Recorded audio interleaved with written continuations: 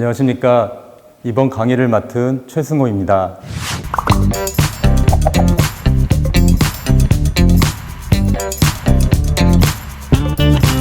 오늘 강의의 주제는 사진 속 LH 역사보기입니다. 저는 현재 LH 역사관 조성 업무를 담당하고 있습니다. 내년 9월 개관을 목표로 여러 가지 회사 자료를 모으고 있는데요. 그 가운데는 회사의 역사를 보여주는 많은 사진들도 있습니다. 그러한 사진 한 장 한 장은 그 자체로 훌륭한 역사서가 될 것입니다. 그럼 지금부터 역사를 만들어 왔던 사진과 함께 LH의 발자취를 살펴보시겠습니다.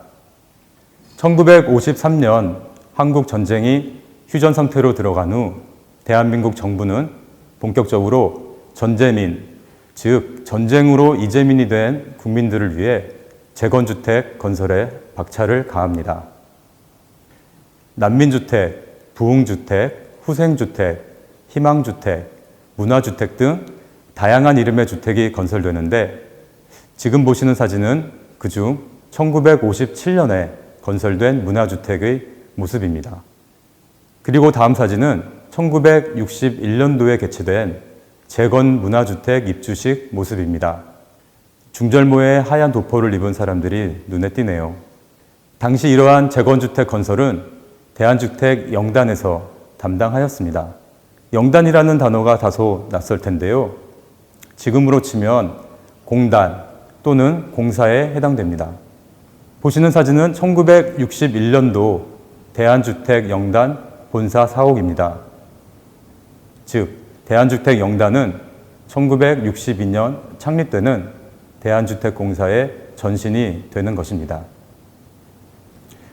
여기서 잠깐 LH의 역사적 흐름을 간단히 보고 넘어가도록 하겠습니다. 보시는 바와 같이 현재의 LH는 대한주택공사와 한국토지공사가 합쳐져서 2009년 한국토지주택공사 LH로 출범하게 됩니다. 그럼 다시 과거로 돌아가 보겠습니다. 1962년 대한주택공사 창립식 사진입니다. 당시 정부에서는 재건주택 등 구호용 주택 위주의 공급 전략에서 벗어나 주거용 국민주택 건설로 정책 방향을 수정하며 그 업무를 담당하도록 대한주택공사를 설립하게 됩니다. 그리고 곧바로 시대를 앞서갔던 아파트 단지가 건설되게 됩니다. 바로 1962년 준공된 마포 아파트입니다. 사진을 보시면 아파트에서 파 발음을 길게 표현한 현수막이 독특하네요. 마포 아파트는 이전의 단독주택 위주에서 벗어나 최초로 단지화된 아파트였습니다. 6층 높이로 총 10개 동 642호가 건설되었는데 특히 보시는 것처럼 지금 봐도 세련된 Y자형 형태의 아파트가 지어졌고 단지 내 녹지 공간도 충분하게 설계된 것을 알 수 있습니다. 이후 대한주택공사는 1969년 공무원 아파트를 건설하게 되는데 공무원 아파트는 서울, 부산, 대전, 대구, 광주 등 전국 5개 도시에 총 12개 동 552호가 지어집니다. 이 가운데 서울에 건설된 공무원 아파트는 4층 규모의 8개 동 312호로 건설되고 다른 지역은 각각 3층 높이의 2개 동 60호씩 건설되었습니다. 1970년에는 한강 맨션 아파트를 건설합니다. 한강 맨션 아파트는 27평형에서 55평형에 이르는 당시로서는 상당히 큰 규모의 중형 아파트로 계획되었습니다. 특히 최초로 모델하우스와 중앙 공급식 온수 보일러를 도입하여 이후 민간 건설사의 중형 아파트 건설에 영향을 미치게 됩니다. 그리고 1972년에는 반포 아파트가 건설되기 시작합니다. 반포 아파트는 고온수 중앙 난방을 최초로 도입하였는데 현재 반포 주공 1단지로 불리는 아파트 단지가 당시는 남서울 아파트로 불리었다고 합니다. 이어 1977년부터 잠실 아파트 등을 건설하면서 LH는 아파트 주거 문화를 주도하게 됩니다. 잠실 아파트 단지는 1975년 3월에 착공하여 1978년 11월에 1단지부터 5단지까지 약 2만 세대가 입주를 완료한 대단위 아파트 단지였습니다. 여기서 잠시 잠실 주공 4단지 아파트의 1977년도 풍경을 보시겠습니다. 옛 추억이 떠오르시나요? 가지런히 늘어서 있는 공중전화 박스가 향수를 불러일으킵니다. 공중전화 뒤쪽 아파트 벽면의 마크는 당시 대한주택공사의 회사 로고였습니다. 많이 보아오셨던 집 모양의 로고가 사용되기 이전에 회사 CI였습니다. 한편 다시 시간을 약간 거슬러 올라가서 1968년에 대한주택공사 스포츠단으로서 레슬링팀이 창단됩니다. 레슬링팀은 1984년 LA 올림픽에서 유인탁 선수가, 그리고 1988년 서울 올림픽에서는 한명우 선수가 금메달을 획득합니다. 이어 심건호 선수가 1996년 애틀란타 올림픽, 2000년 시드니 올림픽에서 금메달을 따는 등 우리나라 레슬링 발전에 많은 기여를 하게 됩니다. 레슬링 팀과 더불어 1983년 한국토지공사에는 양궁단이 창단되고 2009년에는 근대 5종 팀이 창단되어 현재 LH에는 총 3개의 스포츠단이 있습니다. 그동안 양궁단도 훌륭한 경기 실적을 보여왔는데 이은경, 윤미진, 장혜진 선수 등 올림픽 금메달리스트를 여러 명 배출한 우리나라를 대표하는 양궁팀입니다. 1975년에는 토지금고가 창립됩니다. 정부는 70년대 당시 성장 일변도의 경제 정책으로 증가한 기업들의 금융부채를 해소하기 위해 기업이 보유한 비업무용 부동산의 매각을 추진합니다. 이러한 정부 정책을 뒷받침하기 위해 토지금고가 창립되는데 토지금고는 기업의 비업무용 부동산을 매입하여 기업의 재무 건전성을 높이고 매입한 토지는 서민주택용지, 공공시설용지, 공업용지 등으로 개발하게 됩니다. 이후 토지금고는 1979년 설립되는 한국토지개발공사로 확대 개편되는데 한국토지개발공사는 이후 신도시 조성 등 본격적으로 전국적인 국토 개발에 나서게 됩니다. 한편 1970년대 중반에는 외국의 자금을 활용한 주택 및 도시 건설이 시작됩니다. 당시 정부는 대대적인 국토 개발과 아파트 건설을 위하여 부족한 재원을 국제기구로부터 지원받아 많은 사업을 시행합니다. 미국의 국제개발법, 즉 AID에 근거하여 개발 차관을 지원받아 아파트가 건설되기 시작하는데 이때 지어진 아파트를 AID 아파트라고 불렀습니다. 서울 영동 AID 아파트가 대표적인 단지였는데 보시는 사진은 당시 AID 시찰단의 현장 브리핑 모습과 영동 AID 아파트 전경입니다. 또한 1979년에는 IBRD, 즉 국제부흥개발은행 합동조사단이 창원 명곡지구 현장을 방문하여 자금 지원 방안에 대해 논의하기도 했습니다. 여기서 잠깐 재미있는 사진 한 장 보시겠습니다. 많은 직원들이 모여 있고 모두들 가운데 전화 통화를 하고 있는 사람을 주시하고 있는데요. 무슨 통화이길래 이렇게 집중을 하고 있을까요? 바로 당시 한국토지개발공사의 본사와 지사 간의 직통전화를 개통하는 역사적인 날이었다고 합니다. 1983년의 모습이고 전화가 귀하던 시절 본 지사 간의 직통전화가 개설되어 자유롭게 통화를 할 수 있게 되었으니 무척이나 의미 깊은 날이었을 것 같습니다. 다음 사진은 1985년 지어진 부산에 있는 망미 주공아파트입니다. 테라스 하우스의 시초격인 이곳은 1986년 아시안게임 수영 경기가 치러졌던 부산 수영만 일대가 보이는 곳에 조성된 이국적인 아파트 단지인데요. 경사지 자연환경을 그대로 이용하여 테라스 하우스를 건설하였는데 세련된 외관을 볼 수 있습니다. 다만 아쉽게도 35년이 지나 많이 노후화가 되어 조만간 재개발이 될 예정입니다. 그래서 저희 LH에서는 이곳이 사라지기 전에 아름다운 단지 모습을 남기고자 기록화 사업을 진행할 계획에 있습니다.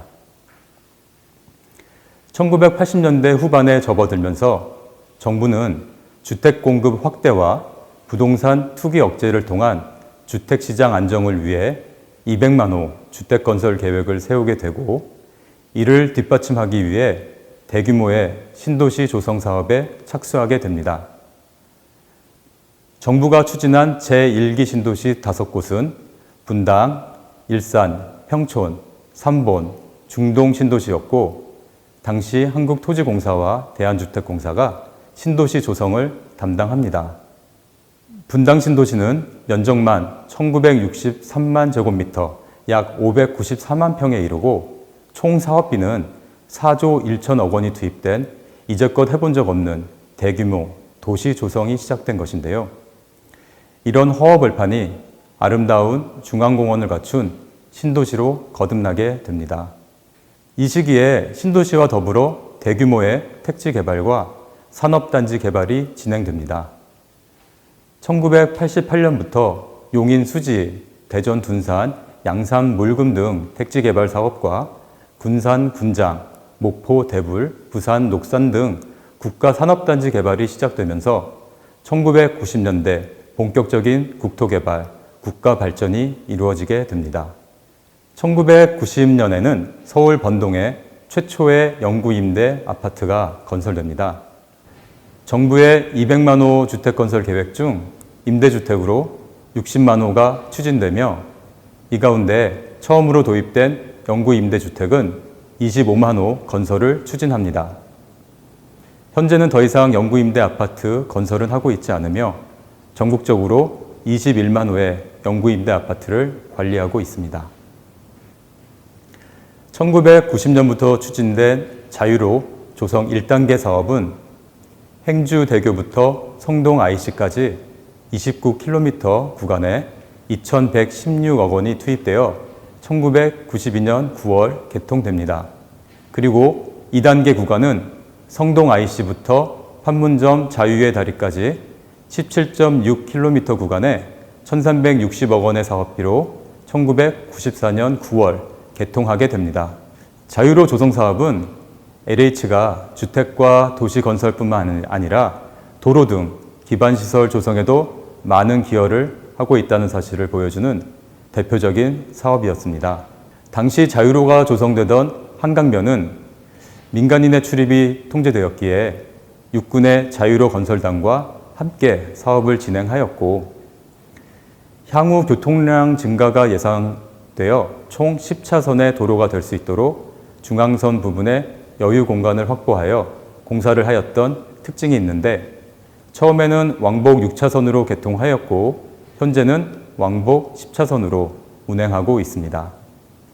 1993년에는 해외 산업공단 건설도 시작됩니다. 최초의 해외 개발 사업으로서 중국 천진 한국공업단지가 추진되어 50년간 토지 사용권 취득 계약을 체결합니다. 그리고 뒤이어 1995년에는 중국 심양에서 두 번째 해외 개발 사업으로 중국 심양 한국경기공업단지 착공식을 갖게 되는데 이러한 해외 산업단지 조성 사업은 정부의 북방 정책을 지원하고 기업의 해외 생산기지 수요를 충족하는 역할을 하였습니다. 1996년에는 기업으로는 세계 최초로 주택건설 100만 호를 달성하는 쾌거를 이룩합니다. 이는 당시 국내 총 주택수의 11%를 건설한 것이었습니다. 사진은 당시 주택 100만 호를 달성한 용인시 상갈동의 금화지구에서 거행된 기념식 모습입니다. 1997년에는 당시 대한주택공사와 한국토지공사가 본사를 모두 서울에서 분당 신도시로 이전하면서 LH의 분당시대를 열게 됩니다. 사진은 당시 한국토지공사가 1995년 12월에 본사 사옥 건설 상량식을 거행하는 장면입니다. 다음 사진은 분당에 새롭게 자리 잡은 본사 건물들의 모습입니다. 분당 구미동의 대한주택공사, 분당 정자동의 한국토지공사 사옥입니다. 그리고 보시는 사진은 현재 경남 진주로 이전한 LH 본사 사옥의 모습입니다. 이제 2000년대에 진입하면서 당시 김대중 정부는 북한과의 경제협력 사업에 박차를 가하는데요. 그 일환으로 개성의 남북경협공단을 조성하게 됩니다. 사진은 당시 개성공단 폐기물 처리시설 공사 현장의 모습과 개성공단 내에 지어졌던 당시 한국토지공사 사옥의 모습입니다. 이렇게 진행된 개성공단 1단계 사업은 2002년에 시작하여 2007년 준공하게 되는데 3.3제곱킬로미터 약 100만 평 부지에 2,700억 원의 사업비가 투입되었고 LH 직원 6명이 현장에 상주하였다고 합니다. 그 결과 보시는 사진처럼 북한 근로자들 수백 명이 근무하는 개성공단이 조성되게 됩니다. 이후 2003년부터 제2기 신도시 조성사업이 시작되고 2005년에는 세종시 건설사업, 2007년에는 혁신도시 조성사업이 시작되면서 전 국토의 균형 발전이 추진됩니다. 그리고 2008년에는 주택건설 200만 호가 달성되고 2009년부터는 보금자리 주택 사업이 시작되었습니다. 이러한 가운데 2009년 10월 대한주택공사와 한국토지공사는 LH, 즉 한국토지주택공사로 하나가 되어 새롭게 전기를 맞이하게 됩니다. 그리고 작년 2019년 10월에 LH는 출범 10주년을 맞이하면서 새로운 시작을 다짐하며 조금 더 국민 곁으로 다가가고자 노력하고 있습니다. 지금까지 2000년도 이전을 중심으로 사진과 함께 LH의 역사를 살펴보았습니다. 저는 이번 강의를 준비하면서 회사 역사를 통시적으로 살펴볼 수 있어서 업무에 많은 도움이 되었습니다. 또한 긴 역사의 흐름 속에 면면이 이어져 온 LH의 역사와 그 안에 깃든 영혼의 울림을 들을 수 있었던 소중한 시간이기도 했습니다. 강의를 함께 해주신 여러분들도 LH와 더불어 각자의 추억 속으로 여행을 하셨으리라 생각됩니다. 마지막으로 70년대와 80년대 아파트 단지 내 놀이터 풍경을 보여드리면서 강의를 마치도록 하겠습니다. 오랜 시간 함께 해주셔서 감사합니다.